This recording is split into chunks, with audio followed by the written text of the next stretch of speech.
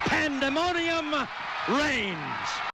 Tennessee played host to Kent State on Saturday night, and it was over before it began. 71-0 against the Golden Flashes. Tennessee goes another game without allowing the opponent into the end zone.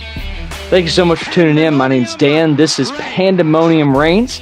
So excited for you to spend your next little bit hanging out with me as we talk Tennessee. 71-0. Kent State could not stop the bleeding. It was bad. It was atrocious. There was nothing that they could do to not only get out of Tennessee's way, but also to get out of their own way. Now, how I want to start this is by basically telling Tennessee fans, calm down. Let's calm down just a little bit. Hey, it's good. I want you to enjoy this.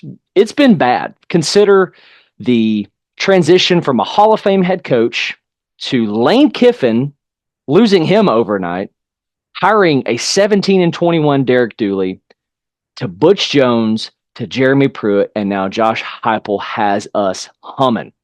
We are humming. Cruising, baby. But we need to calm down just a little bit. Here's why I say this.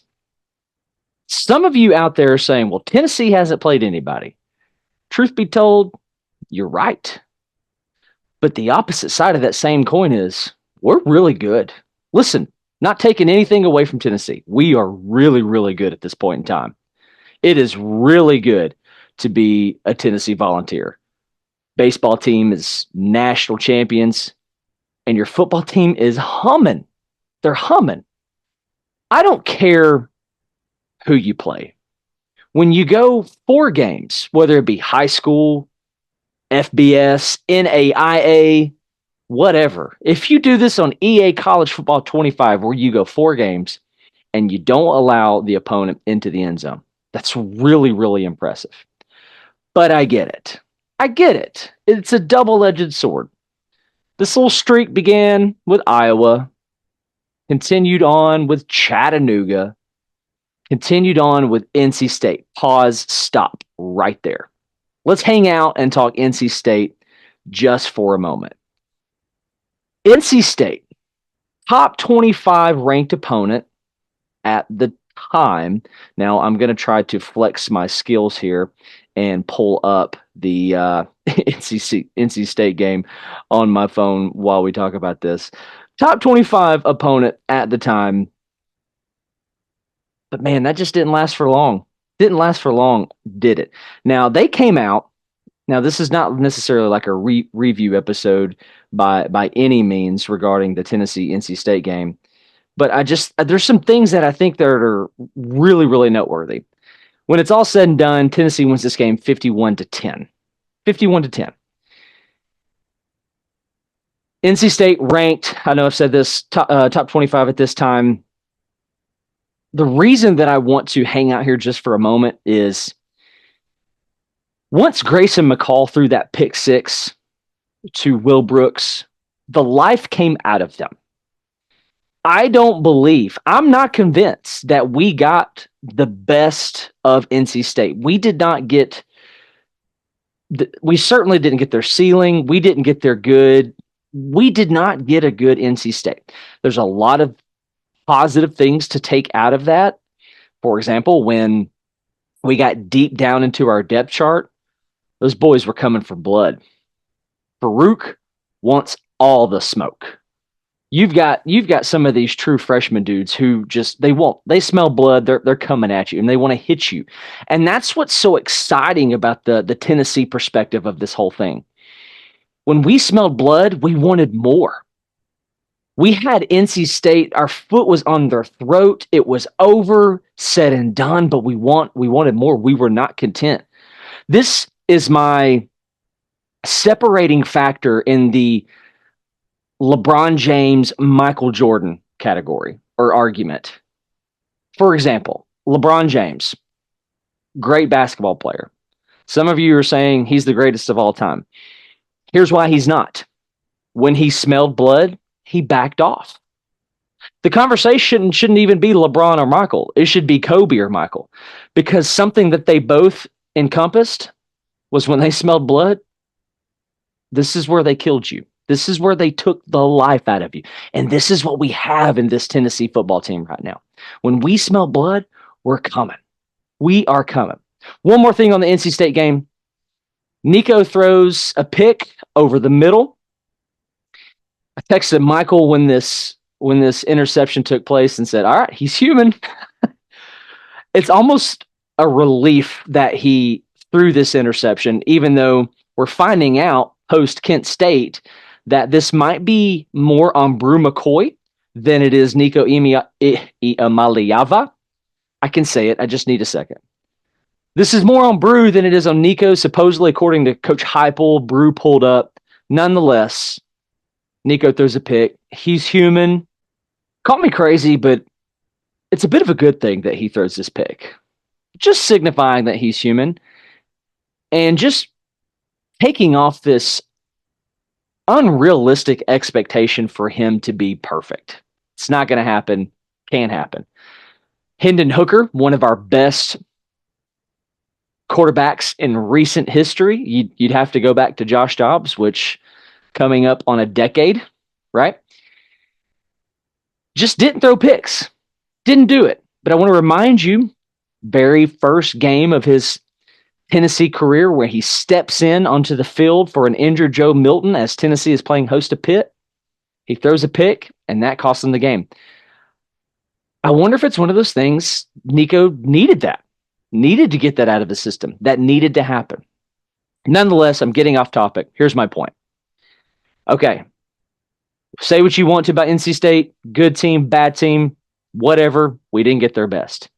And now we turn around and we host Kent State, and we just light up the scoreboard. Did we run out of fireworks? 71 points. And I believe 60 of those? Something of those came in the first half. My only complaint out of this game is, why do we ride these starters so long? I just can't seem to wrap my head around this.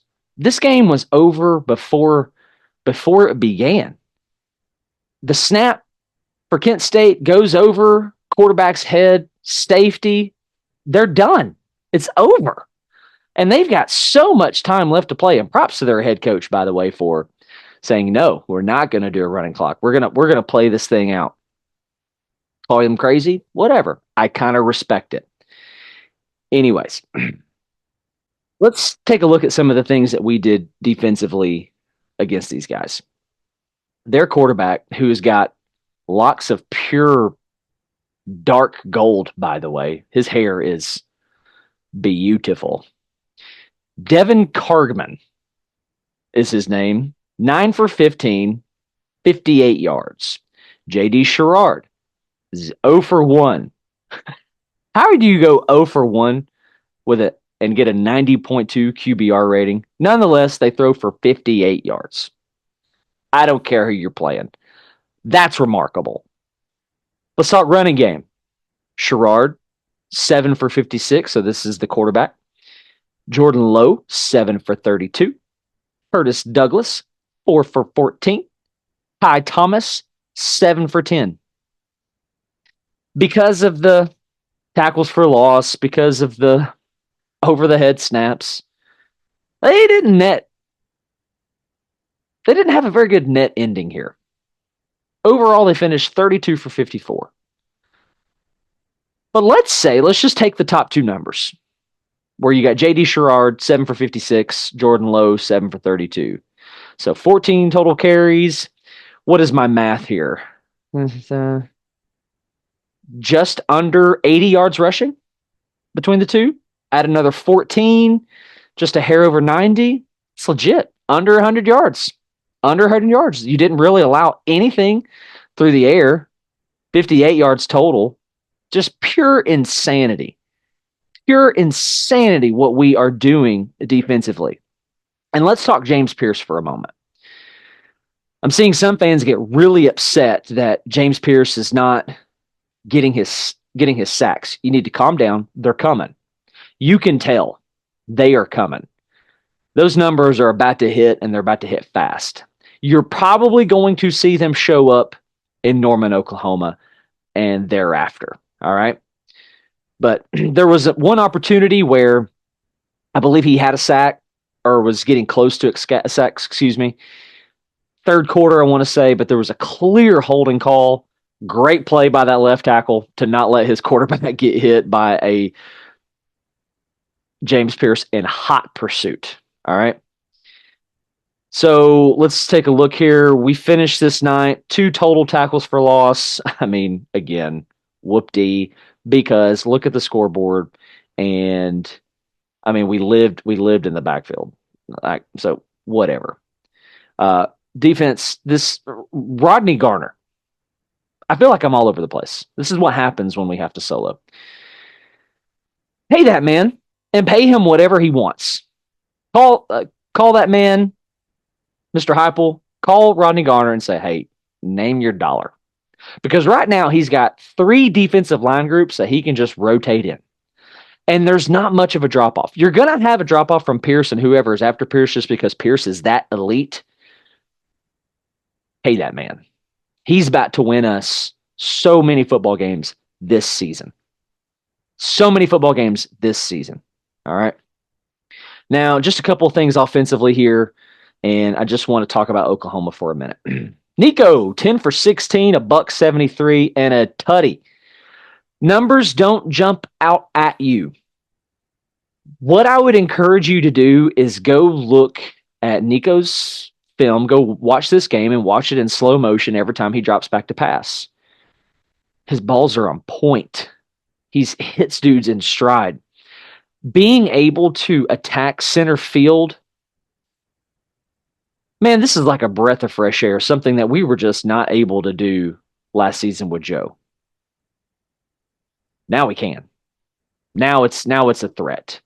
And then you add in his ability to put the ball on the ground, which, again, why are you running him? Oh, that's what I was talking about with the whole starter things. Get them out. Get those guys out. They should have been out in the second quarter at the latest. But Nico's stats in this game, they're not going to jump off to you, but what will jump off to you is when you go back and watch this is ball placement. It is elite. His footwork is elite. Super excited for the future of Nico. And how much longer is Deshaun Bishop not going to be a scholarship player? Because right now he's HB2. He went off on Saturday night. 7 for $122 scores and a long of 53.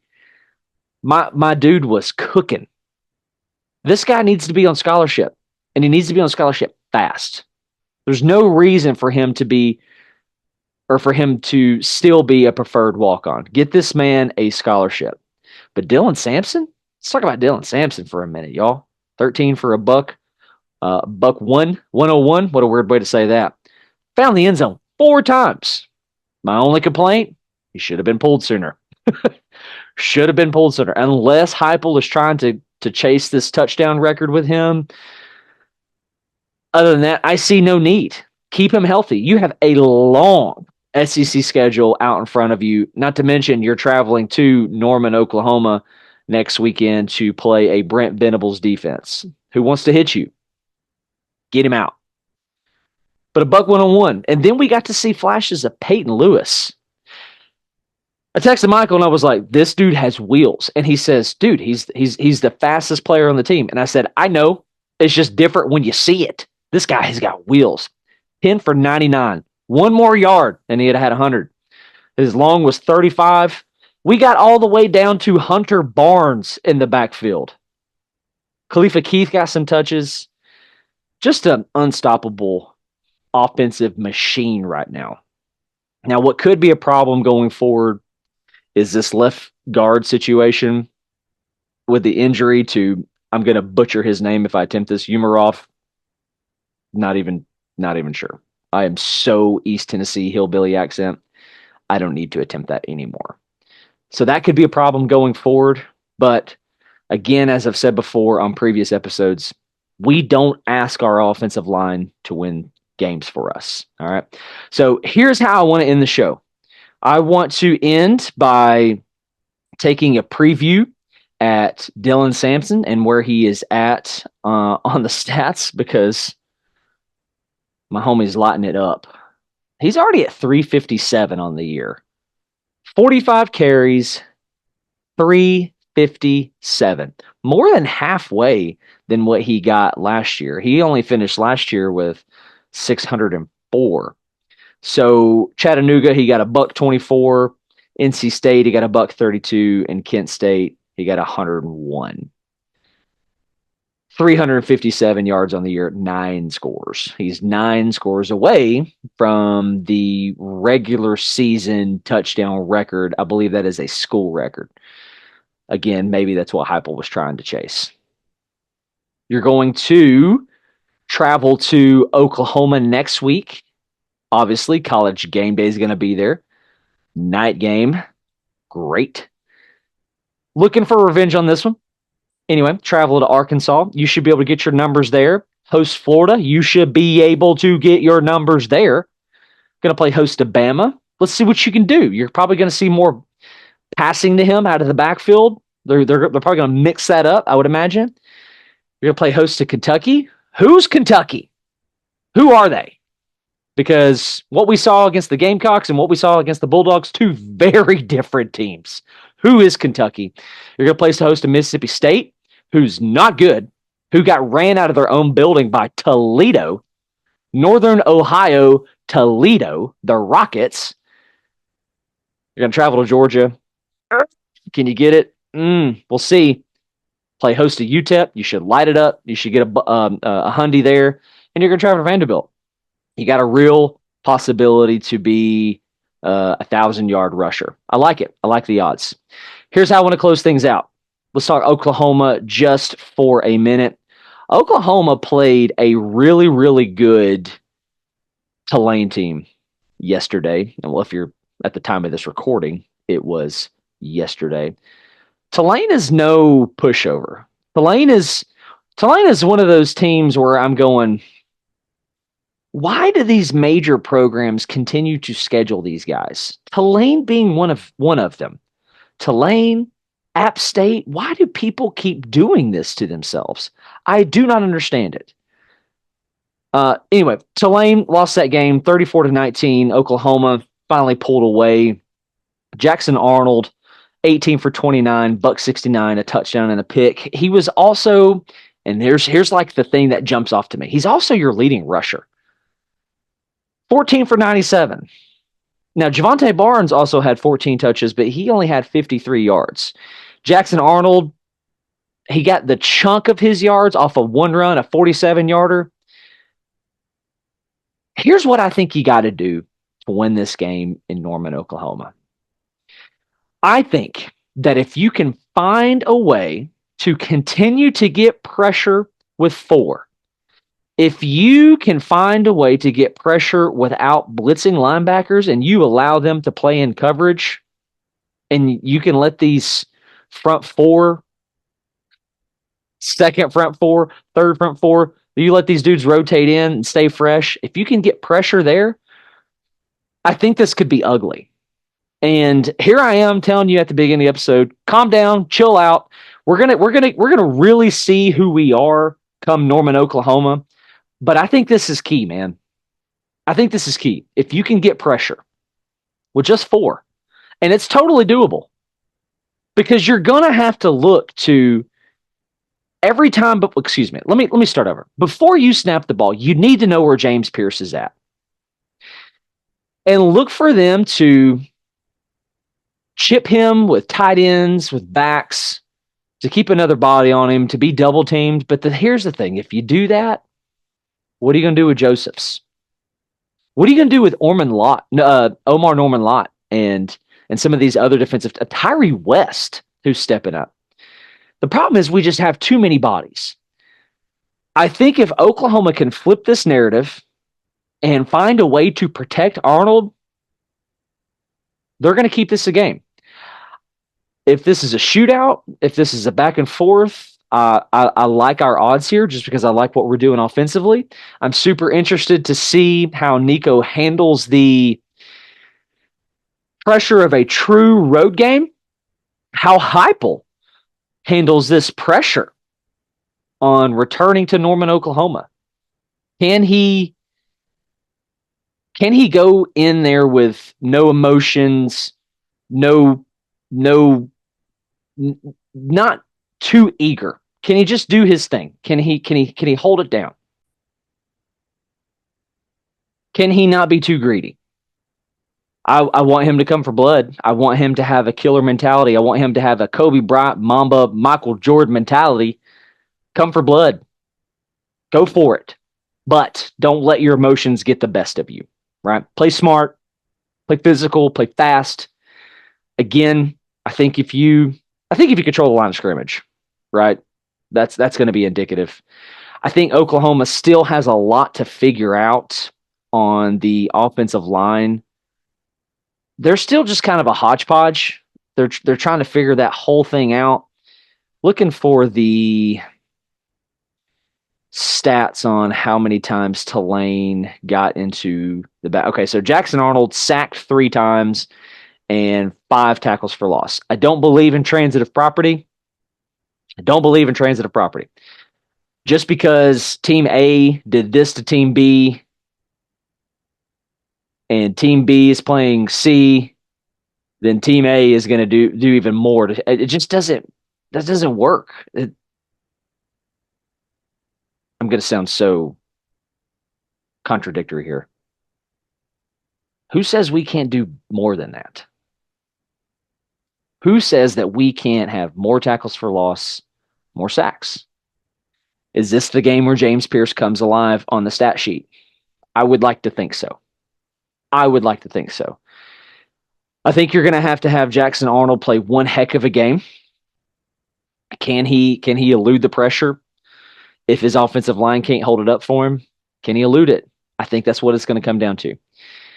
Nonetheless, I'm going to end this episode. Thank you guys so much for tuning in and hanging out with me wherever you find yourself on this week. It was a beautiful day for me. Had the opportunity to officiate a wedding on a Sunday. Genius, by the way, because it only interferes with the NFL. And right, reserve Saturdays for the boys. Congratulations to that newly married couple. Congratulations to you for being a listener to the Pandemonium Reigns podcast. Expect more solos and episodes out of me and Mike this way, because sometimes it's just super hard for us to get together. Nonetheless, this episode was brought to you by North Forsyth Training and Fitness, proud sponsor of the show. Details will be on the caption of the YouTube or the description, whatever it is. It'll be there. Thank those guys so much for being a sponsor of the show. I love you. Thanks for hanging out with me. I'm Dan. This is Pandemonium Reigns. God bless and go Vols. Pandemonium Reigns.